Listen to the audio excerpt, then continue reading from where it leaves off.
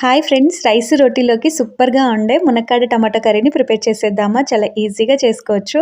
ముందుగా స్టవ్ పైన కడాయి పెట్టుకొని 2 టేబుల్ స్పూన్ల ఆయిల్, పచ్చిమిరపకాయలు, కరివేపాకును వేసుకొని ఒకసారి ఫ్రై అయ్యాక అందులోకి సన్నగా కట్ చేసుకున్న 3 ఉల్లిపాయలను వేసుకొని 1 టీ స్పూన్ వరకు అల్లం వెల్లుల్లి పేస్ట్ని వేసుకొని పచ్చివాసన అంతా పోయే వరకు ఫ్రై చేసుకోవాలి.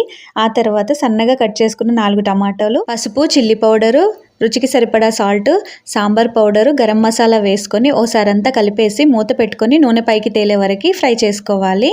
ఇలా ఫ్రై చేసుకున్న తర్వాత ఓసారి అంతా కలిపేసి 4-5 మునక్కాడలను తీసుకొని ఇలా మీకు నచ్చిన సైజులో కట్ చేసుకొని వేసుకొని 2-3 నిమిషాల పాటు ఫ్రై చేసుకోవాలి. ఇలా ఫ్రై చేసుకోవడం వల్ల కర్రీ టేస్ట్ చాలా బాగుంటుందండి. ఇప్పుడు ఓసారి అంతా కలిపేసి ఇందులోకి 2 గ్లాసుల వాటర్ని వేసుకొని మునక్కాడలు మెత్తగా అయ్యేంత వరకు మూత పెట్టుకొని ఉడికించుకోవాలి. ఇలా ఉడికిన తర్వాత ఇందులోకి సన్నగా కట్ చేసుకున్న కొత్తిమీరని వేసుకుంటే టేస్టీగా ఉండే మునక్కాడ టమాటా కర్రీ రెడీ. Thank you.